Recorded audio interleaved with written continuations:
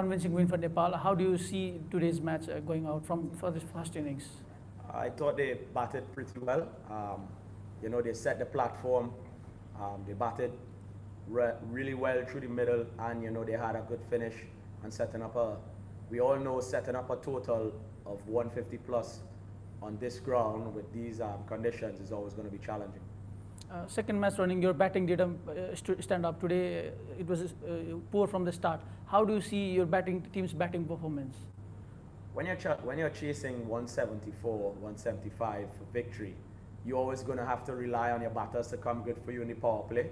And to come out the power play 16 for 2, you're definitely setting yourself back way behind the 8 ball, So we were always playing catch up. And as I said before, these guys are quite experienced.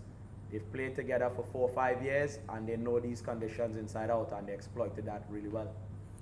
The newer players that you gave chances in this series have not fared out. How big of a pressure is it for them? You're facing lowly opposition, but you're not getting the results. How bad is it for them in their first internationals? For them, it may seem okay. I guess it definitely hurts a bit more for the senior guys who've played at this level and have tasted success. But it's also a wake-up call for them to understand that, hey, listen, international cricket is no joke. When you get here, you have to do a lot of work to remain here, to perform, and to be successful at this level. So it's definitely a wake-up call for them. It's definitely a wake-up call for us when we come together as a team. It's not just singling out individuals. When you have these sort of challenges put in front of you, it takes a huge effort from all the players to get over the line. Today Nepal was better in all 3 departments, but even in the last match the fielding was exceptional. Today we saw another example of that. How did you see being inside the field, the fielding performance? Catches win matches, and on these pitches and surfaces where it may seem tricky and challenging, if you have your fielders supporting you, diving around, catching like that, that's a plus. Any fielding unit who can go out there and throw their bodies around and save you all these runs, it's just added plus and good support for the bowlers as well. You're 2-0 down, but you still have a match to go tomorrow. How will you approach that match? Will you give chances to new players, or will you try to end it on a high note? I'm not too sure yet. When we get back, we'll have a chat with the staff. But with that being said, it's always better to leave these territories 2-1 than 3-0. So we definitely have to regroup and come back and win that last game.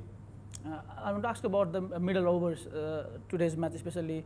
You had start in the previous match as well. You lost away in the middle overs, but while batting you struggle in the middle overs. How do you see Nepal's performance in that middle overs? Because often we see in international cricket teams struggle to get runs, but they were getting runs, single doubles, if not for the big shot. How did you see their approach?